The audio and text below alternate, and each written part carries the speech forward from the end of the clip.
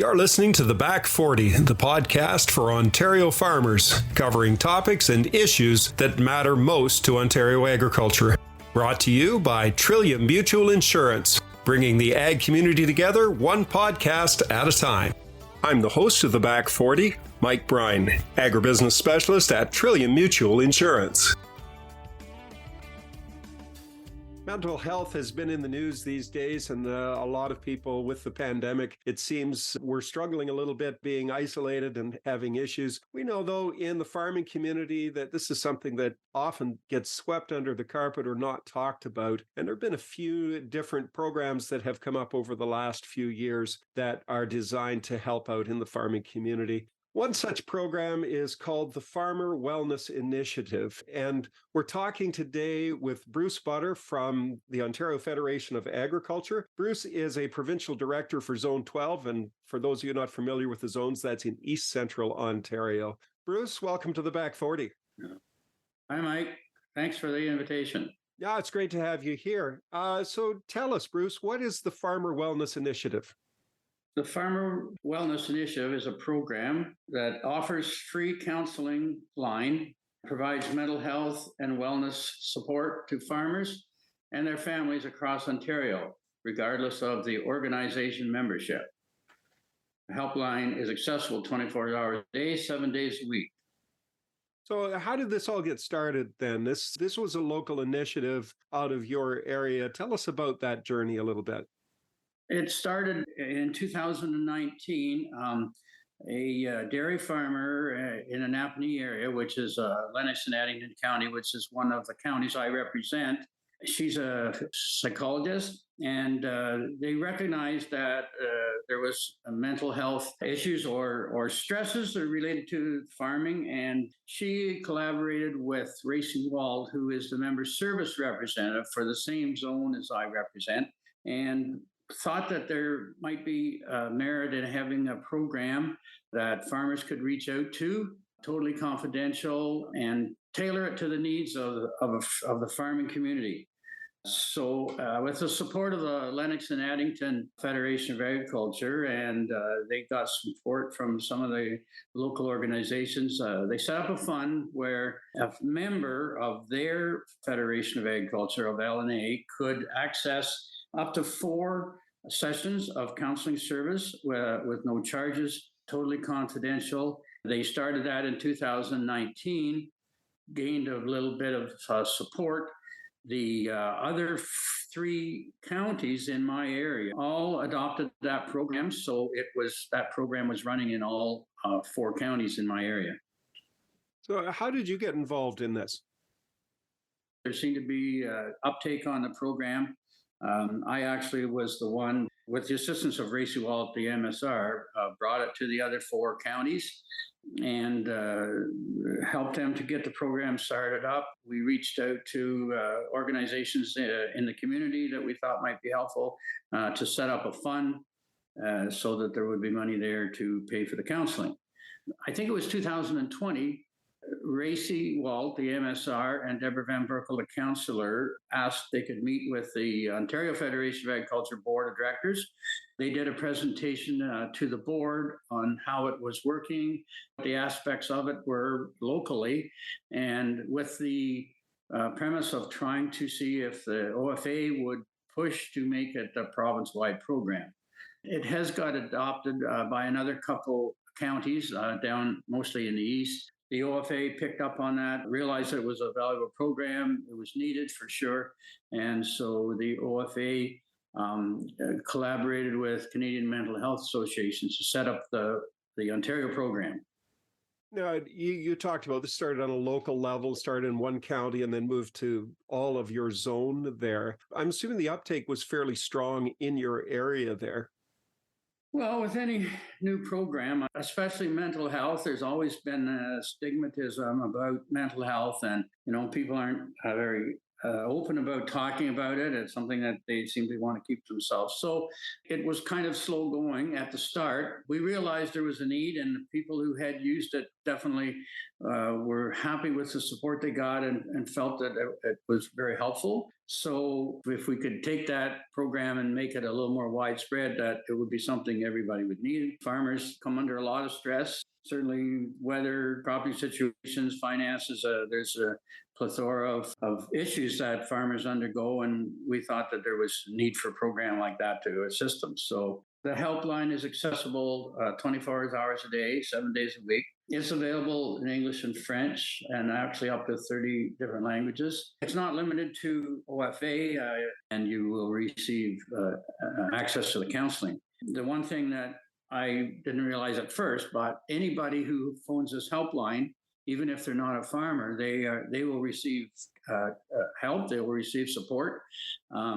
They are set up to that if you're not farm related, that they will get you in touch with someone who has expertise in whatever area you might be. And so actually nobody is turned away. Anybody who calls the helpline will receive help through the program. That's actually a really good feature of it. A lot of times, no matter what industry you might work in or what your situation is, the hardest thing to do is to reach out for that help in the first place. And it's good to know that you're not going to, just because you're not a farmer and you phoned, you're not going to be saying sorry and have to find help again on your own, that you'll be funneled to an area that will be able to assist you. Yeah, we felt that was really important. I think that anybody who is in a situation where they do reach out to the helpline needs to be able to get support. So that we thought that was a really good aspect of it. The helpline is set up that to receive the counseling, you have to be 16. But if there was somebody who wasn't, they'll direct them in the right areas. So initially, this started with basically one counselor offering her services and setting this up. Obviously, this has expanded. Who's looking after the counseling of it now? How have you managed to expand that?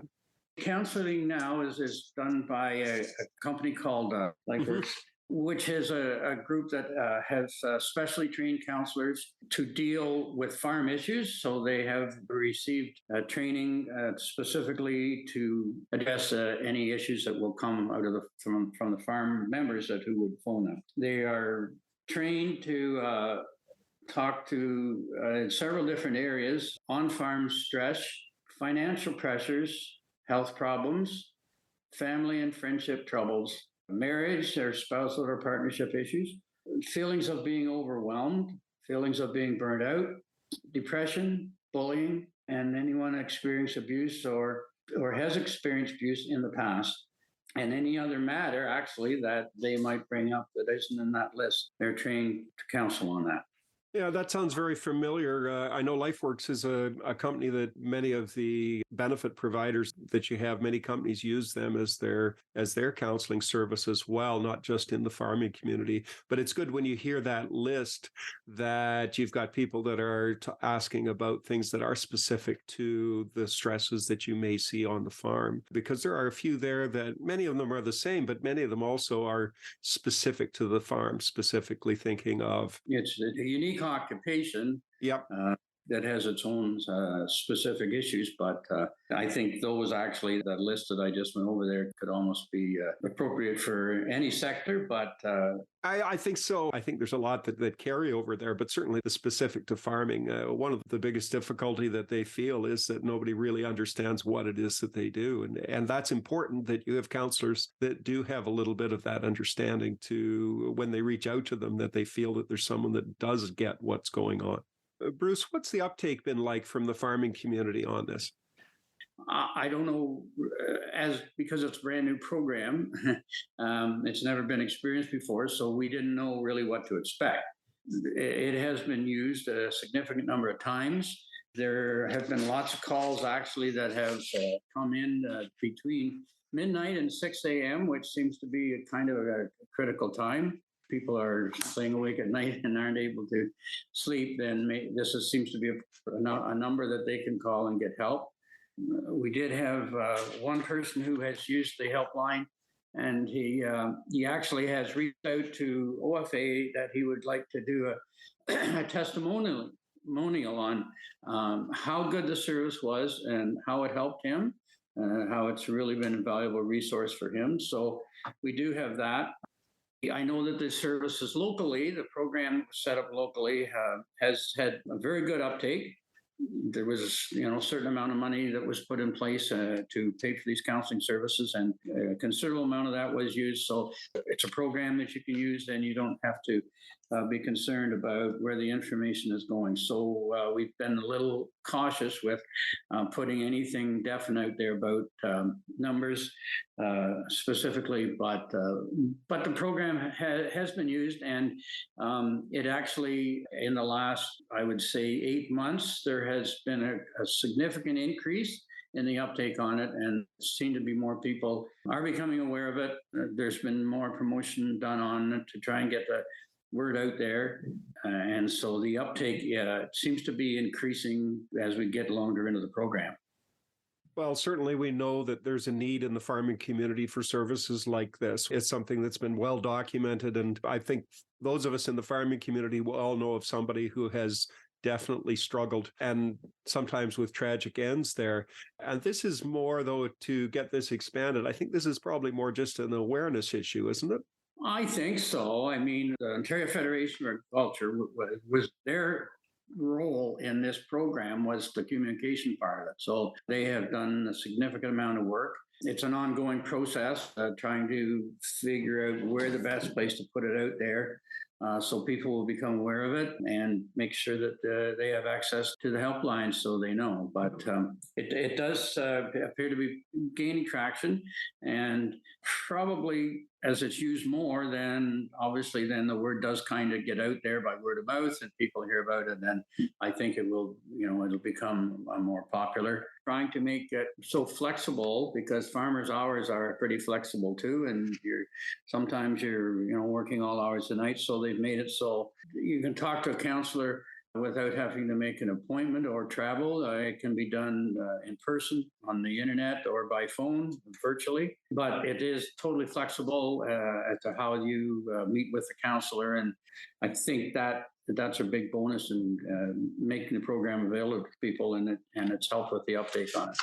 Yeah, I think that indication that you gave that a lot of the phone calls come in between midnight and 6 a.m. There's a lot of that stress that happens lying in bed and thinking about all the things that are problems and not being able to sleep. There's an indication there that that's when a lot of the stress happens, is actually when you should be sleeping. Yeah, I think that's a pretty important part of it for sure. When you're busy in the daytime and you're doing what you have to do on a farm, running machinery, then, your mind's busy doing other things. It's when you sort of get quiet. They have indicated that a significant number of calls have come in between midnight and 6 a.m. And so I think that's important that somebody's there for them to take those calls when they do that. So the initial program in your area, in the 4 counties in East Central Ontario there, what happened to that program? Did it get rolled into the provincial one, or is it still running on its own? No, it's still in place. They're still providing that service, and they have lined up their own counselors, which the members in these counties have access to. Those programs are still in place. Counties kind of do their own communications to the members and try to make sure that they know that that's there for them, and they have their own counselors set up. I know that Deb Van Berkel does at least 2 counties, and she may do 3.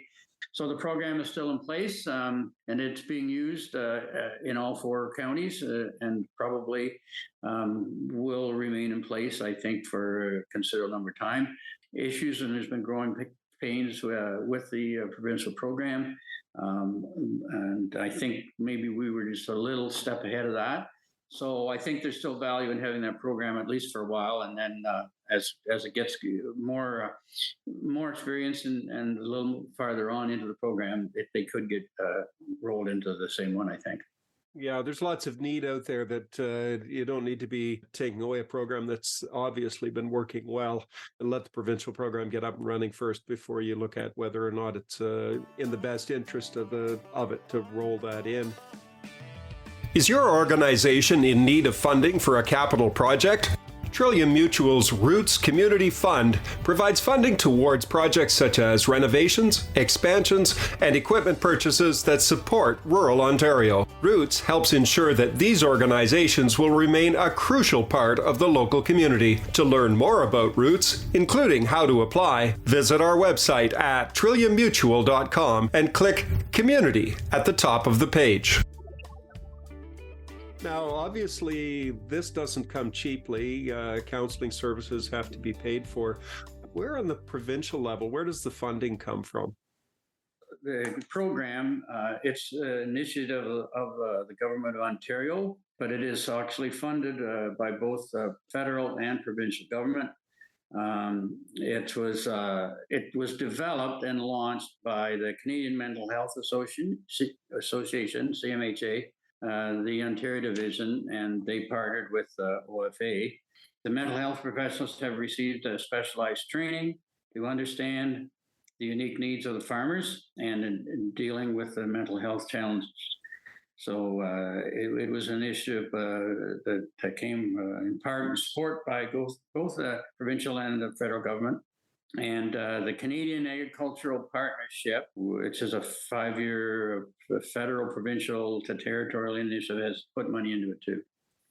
And having worked for government, I'm familiar with the funding models. It's often a 60-40 split between the federal and the provincial governments to get programs like this up and running. It's good to know, though, that has that support behind it, that we're not necessarily going to run out of funding just because we get a huge uptake on that. Where do you see the future of this program? Is this something that we're going to see expanded down the road? Or are we just in the opening stages here that we just need to get it up and running? It was just initiated. It came into being in January of 2022. So we're really not even a year into it yet. So it is in initial stages. I think it's a very valuable program. And as it has more uptake, I think it will be a program that will stay in place. I think that both governments recognize that mental health is a real issue. Something that has for a long time never had a lot of popularity simply because of what it is. But it seems to be coming more out in the open that people do need help with this kind of thing. And I suspect that the fact that they started and they're supporting it, I can't imagine that they would decide that it's something that isn't needed. And certainly as it is used more, then that gives lots of reason for it to stay in place. So I suspect it will be around for some time. I think so. It's a program that, and all the mental health programs that we're seeing coming out there, it's long overdue. I go back to early 80s, and there were financial crises at that time. And throughout the years, you can go back and you can find various stressors in the industry. And a lot of times, the mental health was still an issue there. It's just we didn't have any place that really was available for people to turn to. I think it's so important that we have something like this now. Like you said, for a long time there wasn't anything, and if you did seek counseling, it was expensive. So that was a bit of a roadblock too. People didn't know if they could afford to spend money on counseling service, especially if it continues and for a number of them. So I think the fact that this is free of charge, I think that's really important, and I'm sure that the longer it goes and the more people become aware of it, and we get it out into the public that it's available, that will have lots of uptake. And certainly we've already had people saying that how well it's worked for them. So I think that'll just become part of the norm, and there'll be lots of people who will use it, and that should something to make people want to keep it in place for sure. Yeah, it's somewhat ironic that a lot of people that are employed will have benefits that will include some counseling services available. As I said, LifeWorks does work with a lot of companies in the area there. And yet, as a farmer being self-employed, when you run into financial stresses, what's the biggest issue? What's the biggest roadblock to getting to that counseling? Well, it's the financial stresses that you don't have the money to be able to access it. So this is a very important program, particularly for that one stressor that is quite often a major issue for farmers. So, Bruce, obviously you're involved in this because you're a director for the OFA, but you're involved in more than just your own area there. You're also a spokesperson here for the provincial program here. What makes this such a passion for you? Well, I think that because it was started in our area, and obviously the two ladies that started reached out to me as the provincial director. It was certainly an OFA incentive, and so when they did that and they got the local programs going, they actually felt that there was a real need for this. So I was kind of the one that was responsible for setting it up at board level so they could come and make their presentation. In Northumberland County, which is my home county, I kind of was the one that brought it to them to say that it was working in LNA. It was a really important program. We actually were able to get some funding from our local mutual insurance company in Coburg when they decided that they would like to go to the province with this and try to make it a little more broader into the province. I set it up with the board, and so when they made their presentation, and I supported it right from the get-go to try and get it. I thought if OFA would sort of take it under their wing and bring it out to their counties, that would make it a lot more popular and get it out there. So I think just because it started in this area and I had the initial experience of what it could do and could help people, it's kind of sort of been one of the projects that I was really supportive of. Once the provincial program got up and running, they decided that they wanted a committee to be part of the communications, and one of the precursors was that somebody from the OFA would chair the committee, and because I had earlier on experience with it, they asked me if I would chair the advisory committee. So that's why I was put on that. So we have meetings 2 or 3 times a year to get updates on how the program's running and what they're doing and how they're trying to make sure that it's the word is out there for people to use it. It's a program that there is a need for, and it's good to see that there is help available, and we'll hope for continued success with the program here, and that it continues to be able to be there for farmers that are finding themselves in a stressful situation. Bruce, if people want to find out more about the program, where do they go to do that? And I'll give you an opportunity as well. If people are struggling, where do they reach out to?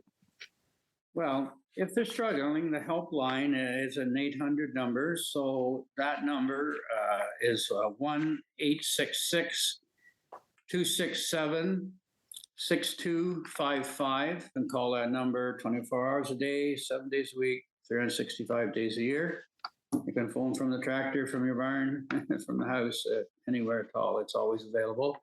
There's a website. The website is farmerwellnessinitiative.ca.